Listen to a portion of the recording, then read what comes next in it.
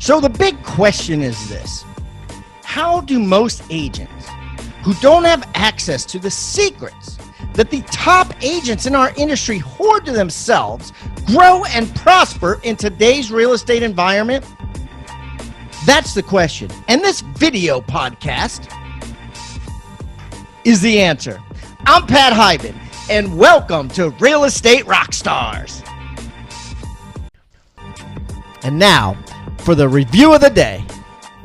All right, I got a 5-star review from Zoe. Super helpful. Probably one of the most helpful podcasts for me to get inspirations and good ideas on my real estate business. The guests always share great insights, and I love the tools each guest shares on their website after the podcast.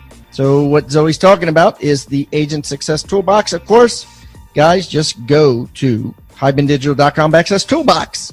Little commercial inside of Zoe's review, and you can get what Zoe's talking about. Anyways, thanks, Pat. Keep up the great work. 5 stars. Thank you, Zoe. Keep the comments coming, guys. I love them. And remember, I eat feedback for breakfast, so give me a 1-star review if you want, or a 5-star review if you want. I don't care. And the more reviews we get, the better guests we get. So please, subscribe first, and then leave us a review or wherever you're listening.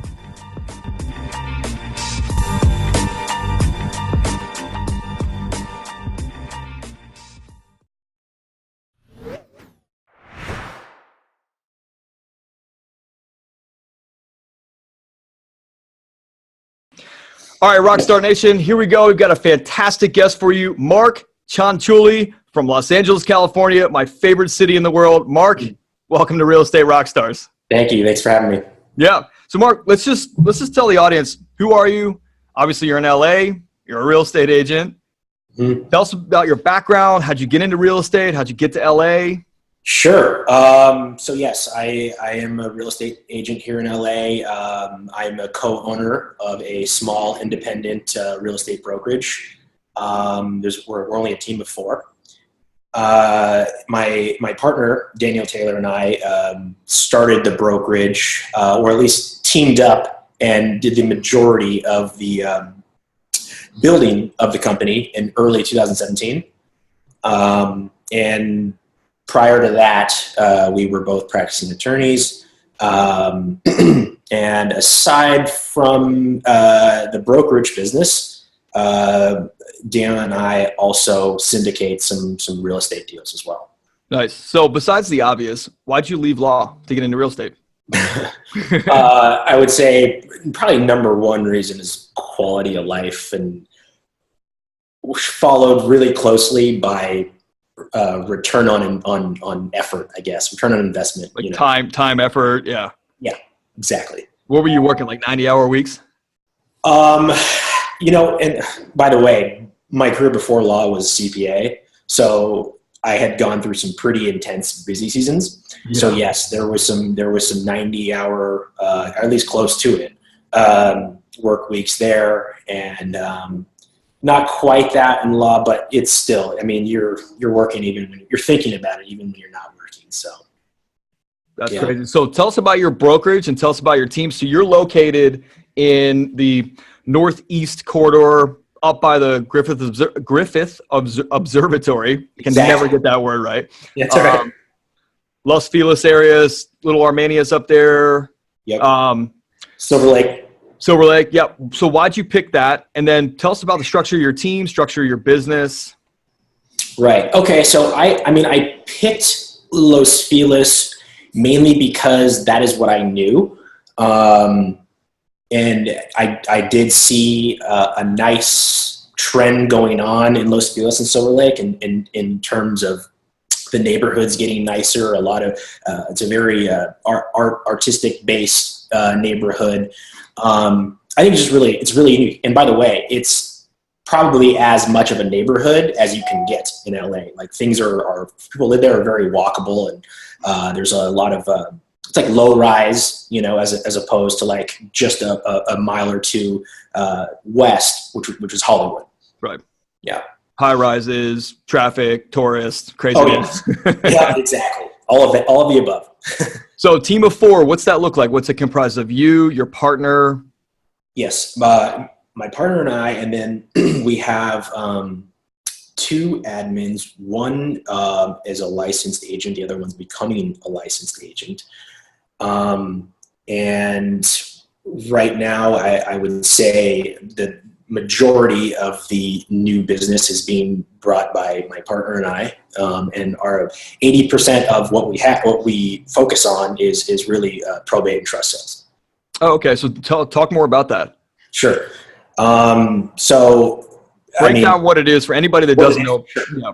So first of all, you got to real quickly. You kind of have to understand what probate is, and it's just a process, court overseen process. When someone passes away, their estate has to be just overseen. It has to be carried out in front of the court, basically, and it's typically 9 months to a year plus process. Yeah.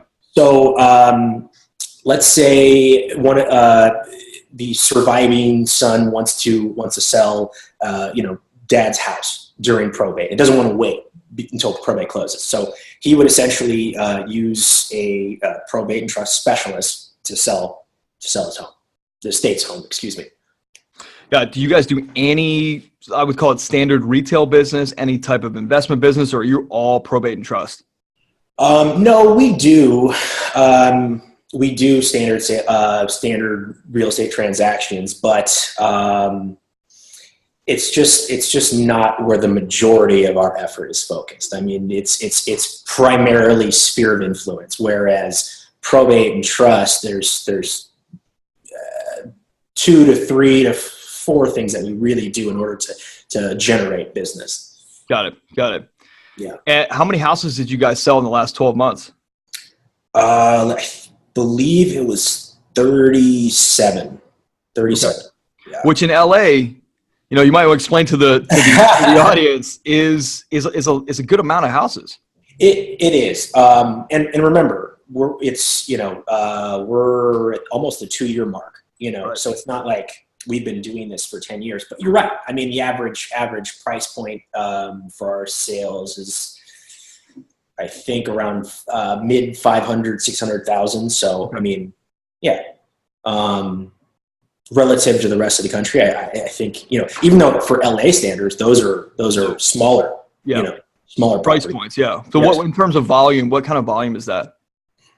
What kind of, in terms of sales volume? Sales volume. So let's see.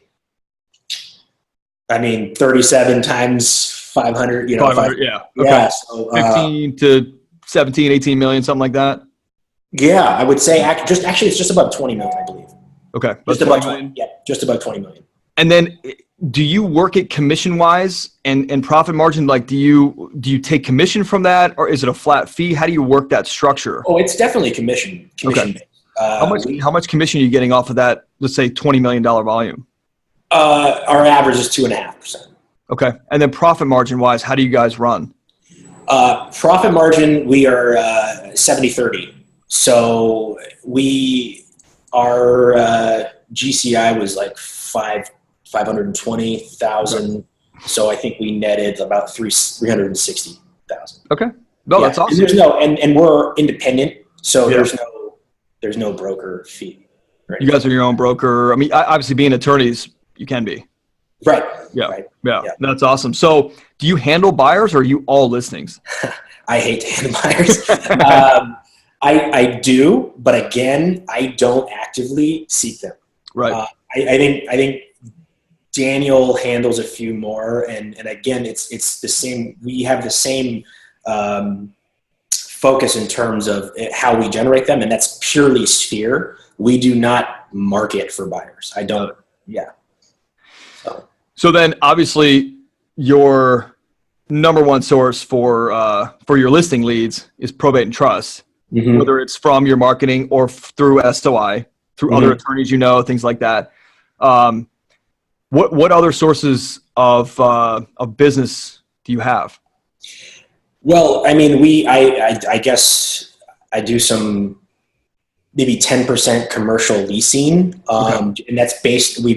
We had experience with that through our investments, so that kind of again just fell to us. We don't actively seek for that, but I mean, it does. In looking at the pie chart of our transactions per year, it's probably like 10%. Got it. Okay. Now, I want to take people back to the probate and trust thing. Sure. A lot of agents listening to this are possibly more of the traditional agent.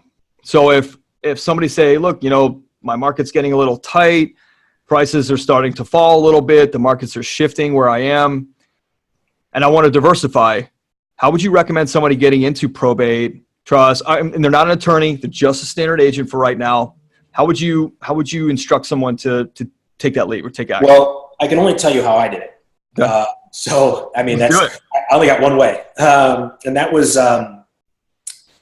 believe it or not, listening to Pat Hyman podcast. Nice. I think it was like in the 500s. It was with Michael Young up in the Bay Area. Yep. And he was kind of an innovator up there in the early 90s in this whole niche practice. So we reached out to him and said, hey, would you mind if we flew up there and spend the day with you? And he was like, sure. So we did. And he explained exactly, how he did everything. And we watched him, all day. And he conversed with us throughout the day. And then that night we flew back and kind of reviewed what we had learned. And then over the next, I would say 6 to 9 months, trial and error and figuring out what we liked that he was doing and what we thought we could improve. And here we are. I mean, not even 2 years later. So would you say that listeners, if they want to get into this, would you recommend that they start to take action and listen to this podcast, obviously, which is not set up, by the way, listeners. Right. Listen to the podcast because there's a lot of great content. I mean, Pat's got over 778 episodes at this point. And then take action by reaching out to someone that's doing it at the level that you'd like to. I think in order to reverse engineer how to do it, because it is it's very unique. So to just try to think, okay, how does the court system work and how to get the information and synthesize it on your own without learning from someone else it sounds like a nightmare. And maybe we could figure it out and maybe we would have, but it's a waste of time. I would reach out to someone that's doing it. Tribeofmillionaires.com. Guys, write that down. Rockstar Nation got a free special offer for you. Now, I've just written a book, and it's just been published. Co-authored it with David Osborne, who's been on this show multiple times. If you don't know David, he is one of the top execs at Keller Williams Real Estate, was personally mentored for the last 2 decades by Gary Keller himself, and he's in all kinds of businesses. His bio and explanation and everything is in this book. But anyways, David and I got together. We decided to write a book. We called it Tribe of Millionaires. And I guarantee you it's going to change your life. To find out more, just go to tribeofmillionaires.com. We're going to give it to you absolutely free. Only thing we ask in return is, of course, number one, you pay the shipping. Not a big deal. But number two, that you go on Amazon and write us a review. We're really looking to get an incredible amount of reviews. And because of that, we're giving this book away for free. Go to tribeofmillionaires.com today. Hey, real estate agents and rock stars. If you're getting value out of the content in this episode, make sure you like the video and subscribe to this channel. Also, click the little bell icon to be notified about upcoming episodes. And I would also love it if you left a comment and shared the most impactful tips and tactics you've learned from the knowledge shared in this episode, or even maybe make a suggestion requesting a topic of what you'd like to learn in future episodes. I welcome any feedback below. Now, back to the episode. It's speed of success that you're looking for. I mean, yeah, I'm sure as a CPA and an attorney, you could have figured it out. But how much time were you willing to spend not following a model, right? So that's perfect advice from you is follow someone else's model to speed your success up. Exactly. And you've always got those. I think most people listening to the podcast are naturally defiant in some capacity to something, to the norm, so to speak. Mm-hmm. And, with that, they want to do it on their own. They want to prove to themselves that they can do it. They want to figure out a way.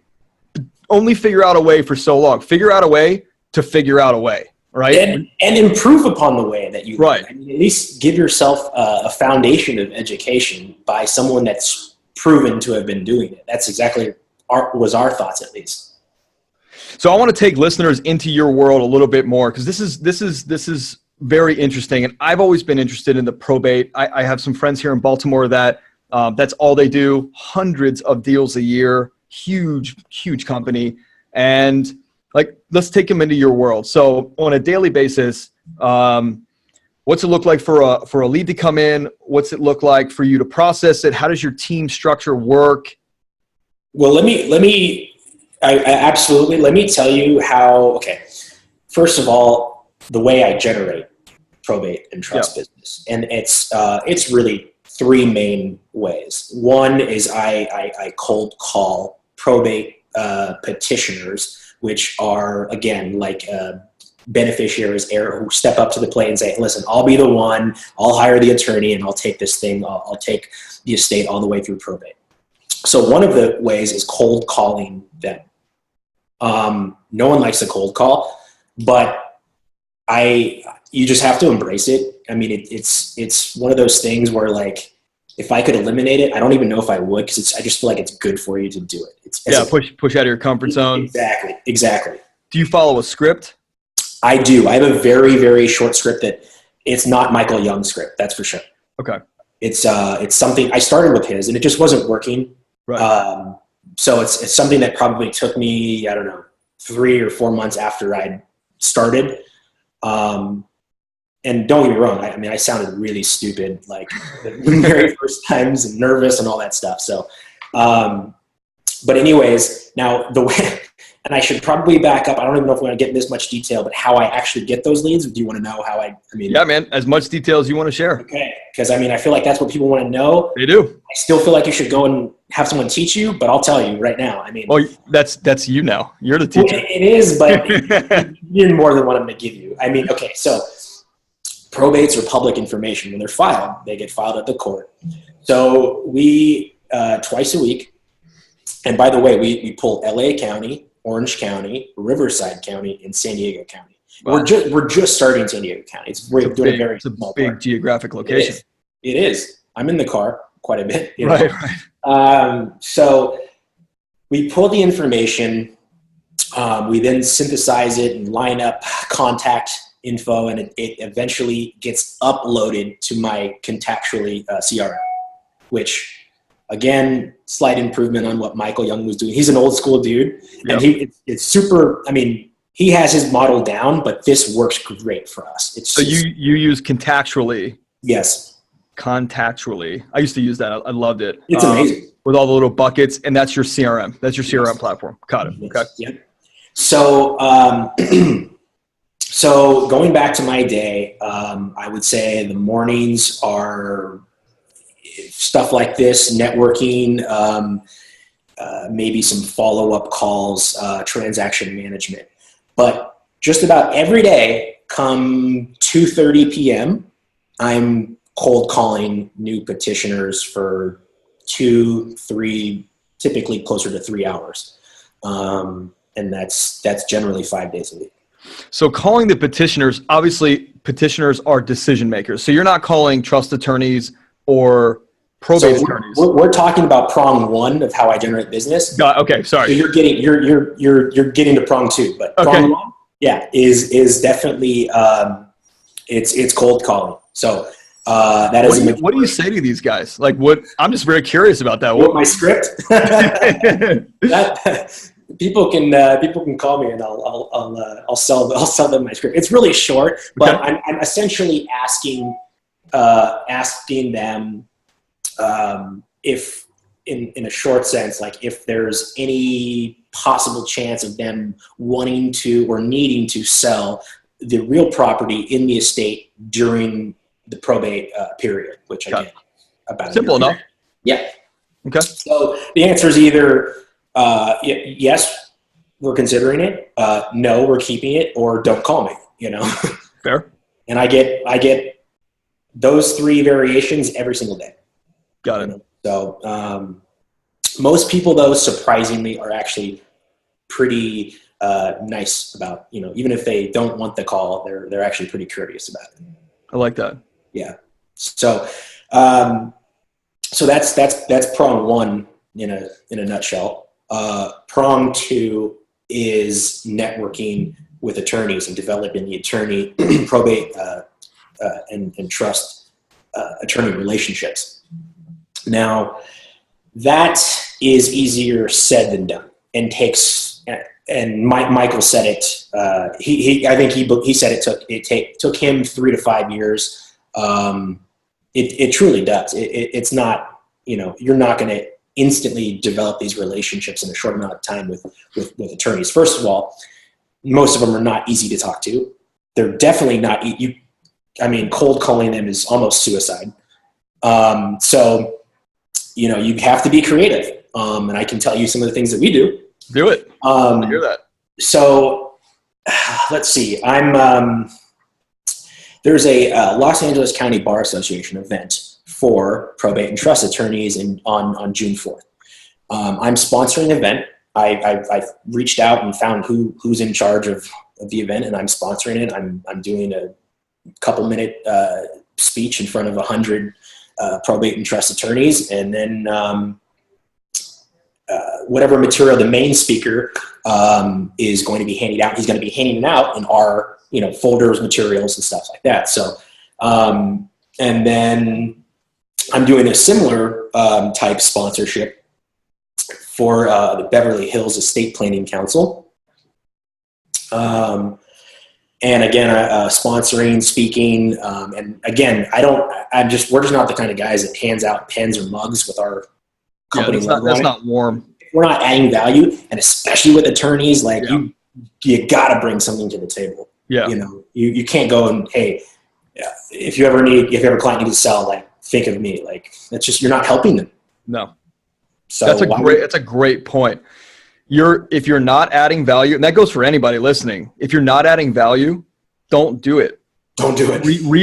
Reformulate your plan to add, and probably the operative word is unique value that someone else might not be adding. Something that's unique to you, your personality type, whatever you're doing, whatever you're into. Yeah. Add value in that. And some people maybe don't do it because they think it's obvious stuff, but mix in some, maybe what you think is obvious stuff with something that it's slightly even cutting edge, Sure. So I think that's always how we try and formulate this stuff. So that's prong two, and that'll get you warm introductions to these guys, so you can make the follow-up phone call. Hey, Bob Smith, I was at the event with you, just wanted to follow up, that kind of thing. And even before I started sponsoring these events, I would just go. Yeah. I would just go, and I would brave up and go and introduce myself to a few people, let them know what I do, ask them about what they do. Yep. Ask them what their practice is. Please don't ask them what their business is. Ask them what their practice is. Good point. Know the lingo, right? Yep. And from the very first one I developed a relationship. It took a year, but from that very first event, I had developed a good relationship with a probate and trust attorney that I'm his guy now. Right. So. And then is there a prong three? There is. So there are successor trustee positions out there, fiduciaries that are kind of take the place of how I mentioned petitioner of a probate. They take that role, and they're a paid person this is what they do. This is their business. Develop relationships with those people, and you just gotta Google, figure out who they are, and figure out how you're going to develop relationships with them. I'm going to meet with a successor trustee that works for a private bank in 4 hours. So nice. Yeah. So and again, that person is involved with one of those associations, and that's how I found that association. So yeah, it's just It's just networking. Amazing read for agents who want to blow their business up. 6 Steps to 7 Figures was an amazing read. Pat breaks it down into simple, actionable steps that, if taken, will almost guarantee 7-figure success in the real estate sales business. Couldn't recommend this enough. Wow. Thank you for the awesome Amazon review, Garo215. Now, do you want to get your hands on this book for free and blow your business up? Here's how. Go to free6stepsbook.com. That's free, S-I-X, stepsbook.com right now. Or simply text the word PAT to 444-999. That's text PAT to 444-999 and I'll send you a free book. Hey, real estate agents and rock stars. If you're getting value out of the content in this episode, make sure you like the video and subscribe to this channel. Also, click the little bell icon to be notified about upcoming episodes. And I would also love it if you left a comment and shared the most impactful tips and tactics you've learned from the knowledge shared in this episode, or even maybe make a suggestion requesting a topic of what you'd like to learn in future episodes. I welcome any feedback below. Now, back to the episode. And I want to just go back for 1 second, just clarify.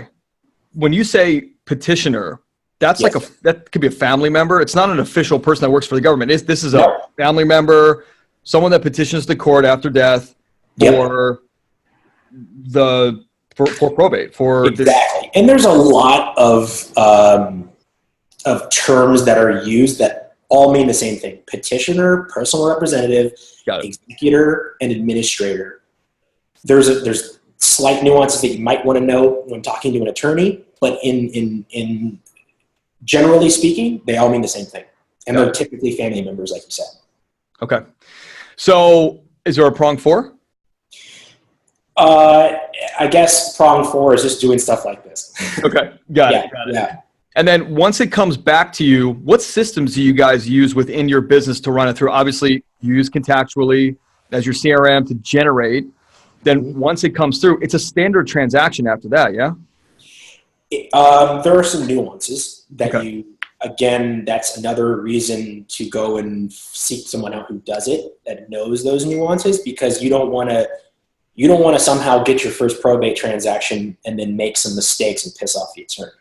Yeah. Okay. And in California, you're an escrow state, whereas like in Maryland, we're a title state, a title attorney state. So it goes through the title company, but agents are still involved, lenders involved, and there's like a little triangle. In California, I wouldn't know what to do there. Yeah. Right. It's different in California. So an attorney's involved anyway for the closing process. Does it make it harder to have a closing or an escrow attorney and a possible probate attorney involved? Yeah, it's one more person to coordinate with. Got it. And again, there are notice requirements, timing requirements that are specific to probate that you must adhere to in the sale. So, I'm not going to give all my cards away right now. No.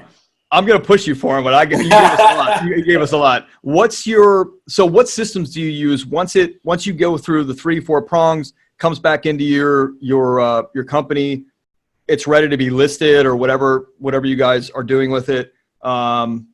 What systems do you use? Like transaction management? Do you have what does your admin do? Do you have a flow structure? Yeah, the admin they're so crucial in carrying out the transaction management. I feel like sometimes, I have to ask them once I actually know what to do. We do have a memorialized checklist that we created once we actually have the transaction. But I feel like that's the easy part. Once you get the that's most people know what to do. If you know the nuances, probate and trust, it's just going through a normal transaction. Sure. Really. So, I want to talk about some failures for a second.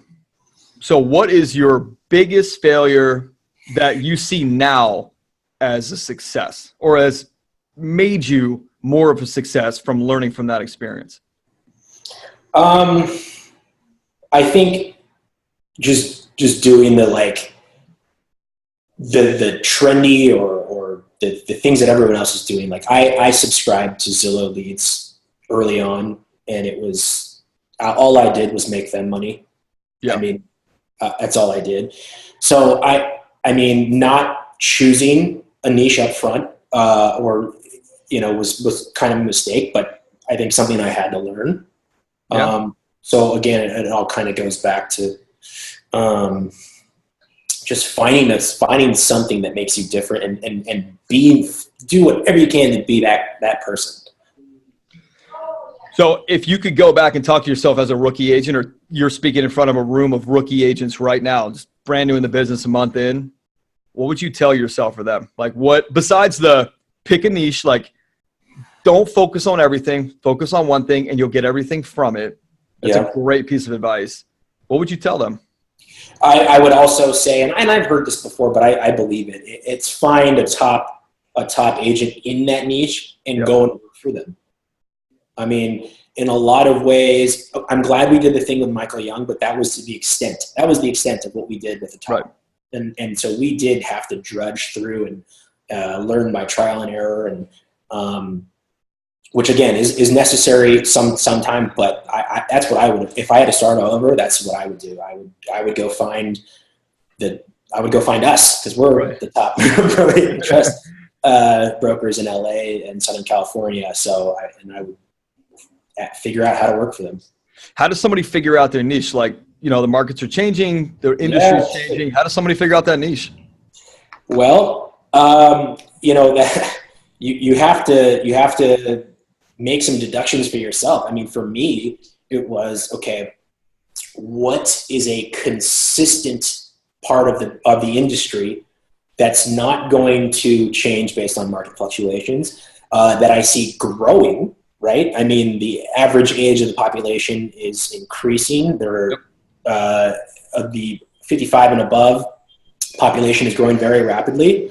So, I mean, it just made a lot of sense to me, That's a great point. Consistent. Because with the markets changing, for a fact that people are going to die no matter what. No matter what. Markets can crap out. Markets could be at LA could see $5,000 a square foot, which there probably are places in LA with $5,000 a square foot, but that people are going to die no matter what.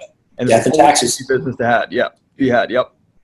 That's a great point. Consistency in what you're about to do and in its longevity. So not getting into a niche that's like 2 years short-lived and then you got to find something else. How does someone pinpoint and find a guy like you or a guy like your mentors or other mentors that you've had? How does somebody do that? Well, I mean, I guess you can always start with Googling key phrases where, top probate broker in a certain area. I mean, that's how I would do it. What about questions? What about questions that like, the mentor that you had, were you nervous to talk to him? Were you nervous for the ask? Were you nervous to say, hey man, can we come hang out with you? Kind of, yeah. But again, I think most of the time you'll be surprised, like how helpful people want to be. I mean, that's how I would. Did you game plan first? Did you have a plan? Did you know what you were going to ask? Did you have a list of questions, or did you just wing it? I don't even know if I had. Had read the 10X rule at this point, which I'm, again, it's one of the books that I really, really love. But in that book, it's like kind of act and figure it out later is kind of the approach that we took. I mean, all of a sudden we were booked a flight, went up there and just did it. So that's another great point. Just if you feel that confident, just say yes and just take action. Book the flight, and now you got to figure it out because the flight's booked. Right, and I don't think it's bad to prepare some questions. I just don't say don't overthink it. Right. Don't overthink it. Keep it as simple as possible. Yes, it might not be easy to book the flight and go up there and figure all that stuff out, but just take one step. And then when you're working within a time frame, you're about to fly out in 2 days, so you can't take 2 months to figure out what you're going to ask. You now have 2 days. I think that's helpful. Yeah. Put the pressure on yourself to act as opposed to like letting yourself conjure excuses in the meantime. Sure. Perfect. So what do you think obviously you're in a consistent business where you know people are going to die and you're going to have consistent business as you know, the business sounds actually quite simple, yet what you've explained is not easy. However, consistency is key. Like, what do you think the future holds for real estate agents? And I'm talking like, you know, standard agents, you know, regular retail agents, with the tech stuff and all the things coming in that are disrupting the business. Your business isn't going to be that affected by it. It will be in some capacity, but what do you think the future holds for regular real estate agents? Well, I personally think if you're not established, if you haven't established yourself as a key figure in a key niche, you may get overtaken by these discount brokerages, iBuyer. I know Zillow's bringing in their own brokerage, so I think it's going to wipe out the ones that are kind of scraping by right now. So it's just even more motivation to press ahead and be someone that's significant in whatever you choose. What advice do you have for agents in that position who are, maybe they're a little, did you ever read The One Thing by Gary Keller?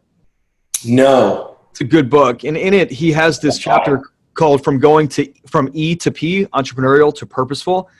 And a lot of business owners are very entrepreneurial. They can muscle it out. They can sweat it out, but they're not building something with a solid enough foundation. Mm-hmm. And so what advice would you give to the agents that are kind of in that position to get into a more purposeful mode? So if you're in that mode right now, whatever you're doing is not enough. So take one of the things that I've already mentioned, because in terms of focusing on something even more specific and maybe it's a smaller pool of potential clients, but be the more potent person in that pool. And again, maybe you team up with someone and you create this more powerful team. I guess is, off the top of my head, those are the things that I would default into right now. That's great. So you got to LA in 2008 in the thick of it. The thick of it. Did you start investing right away? I did. And lucky for me, I think I was too naive to know how bad it was. Yeah. And so I just did it. And maybe my value add post acquisition process wasn't nearly what it was then and what it is now, but it didn't matter because I was buying at such a right time. Right. So and it's kind of funny, the evolution of my investment preference. I feel like I knew what to do early on, and I should have just stuck with it. It was buy and hold, value add. Yep. And then I got influenced by, I don't know, the HGTV flipping craze or whatever. And I'm like, oh, that looks profitable. Yep. Instant gratification. No, you asked me about my mistake. That was my investing mistake. Yeah.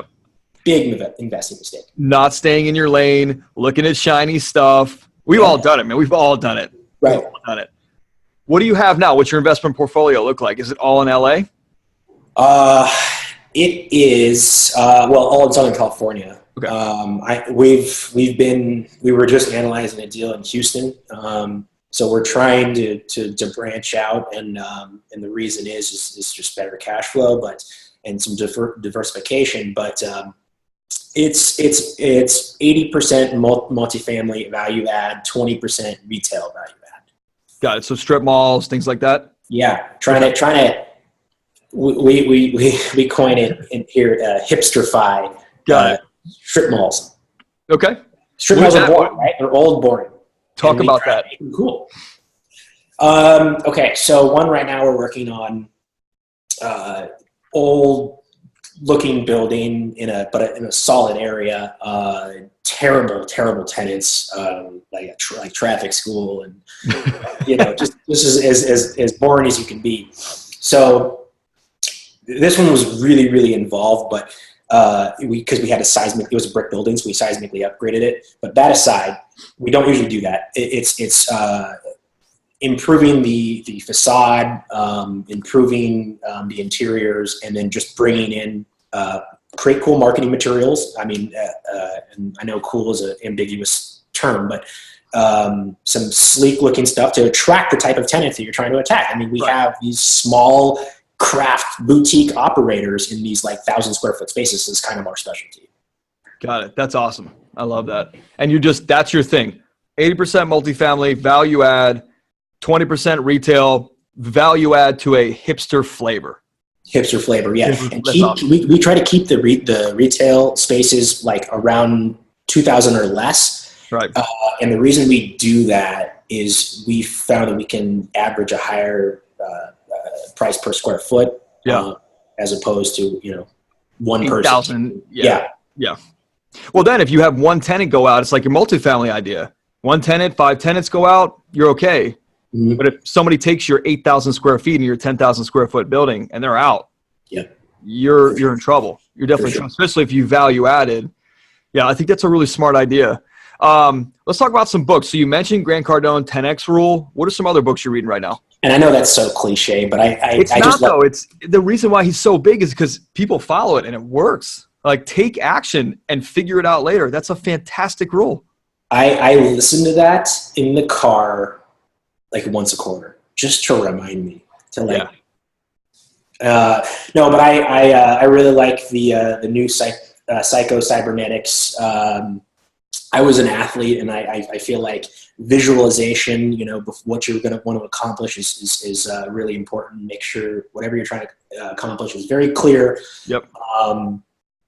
What else? I like Traction by Gino Wickman. It's if you're looking to scale your business, I think that's really, really a great book. And then The Miracle Morning as well. Yep. Great book. Now, do you have a Miracle Morning routine? Sorry. Do you have a Miracle Morning routine that you follow? I do. So I have a little over 1.5-year-old. So I'm up early regardless. Yeah. But I'm at the gym Monday, Wednesday, Friday mornings at 7 a.m. I grab a shake and shower there and come straight to the office. And then the other 2 days, I just get myself here at the time that I would normally get to the gym, and normally it's quiet, and you can get a lot done. I mean, I sometimes can get more done between 7 and 10 than I can between 10 and 6. Wow, I get that, man. I totally get that. I totally get it. Podcasts. What are you listening to besides the books in the car? Because you said you drive a lot between all those different counties. Right. What other podcasts? Yeah. Joe Fairless. Okay. In fact, he's my syndication coach. Oh yeah, big multi. So how I reached out to Michael Young. I was a little bit more nervous to reach out to Joe, but I mean, he's my coach now. He's teaching me how to syndicate deals. I knew what to do once I had the property, but I didn't know what to do before I got the property. Pulling the money, and sourcing the deal, all that stuff. So. How many units do you have now? What's your portfolio size? We're just under 100 units between the partner and I. So between retail and multi. Okay. Yeah.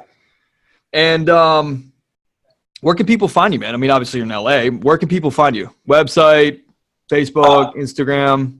Instagram is really easy. Mark, MARK _ CREM group. That's CREM group. I think that one, and then, or you can just email me, Mark, MARK @ CREM group, CREM group, RE is in real estate.com. Those are probably the two easiest. Pleasure. Yeah. Thank you. Me too. Yeah. Mark Cianciulli. Nice. Yep. Nailed it. Mark, I'm in LA a lot, man. And I know Pat always says this. I'm going to look you up and we'll grab some beers together or something, but I'm definitely looking you up. I'd love to hang out with you. I'd love to learn more about the probate stuff. So this has been a real pleasure. Thanks for coming on. Please do, and you can meet my partner Daniel Taylor as well. Yeah, that's awesome, man. So the episode is going to come out in probably about 60 days. Okay. So look for that, and we'll talk to you. Yeah, I'd love to have you on again because I think the probate thing is really important. Okay. It's really important. So yeah, just let me know. Yeah, we'll figure out a time, man. But again, thanks so much for your time today. I know you're a busy guy. This has been extremely valuable. Appreciate it, man. Thanks for reaching out. And again, hit me up when you're in town. I definitely will. Thanks, Mark. All right. Take care. See you, man. Bye. Rockstar Nation, thank you for listening to Real Estate Rockstars. Listen, I need a favor. If you find this free content helpful, if you find our downloadable items from each guest helpful, please, I need you to pull out your pointing finger. Yes, the one finger that points at people, and hit subscribe. Yes, subscribe. The more subscribers we get, the better we look in the ratings, and the easier it is to get guests like Robert Kiyosaki, Barbara Corcoran, all the players that are on $1 million listing in the different cities. All that stuff makes it easier the more subscribers we get. So please subscribe. And listen, there's a lot of places you can leave comments. There's a lot of places you can like. We're on Facebook. We have an Instagram page. Instagram page is I am Pat Hyben. The Facebook is Real Estate Rockstars Radio. Feel free to leave us comments there. The most popular form of commenting seems to happen on YouTube. Yes, for whatever reason, it's a very open environment. So just go to YouTube and go to Real Estate Rockstars Radio. Leave us comments there. Some of them we will read on the show. We love your feedback. So thanks, guys, and I hope you are having a great day. Oh, and also, listen, if you're going to subscribe and you haven't already left a review on iTunes, please do that too. Have a great day, and thanks so much, Rockstar Nation. I really appreciate you.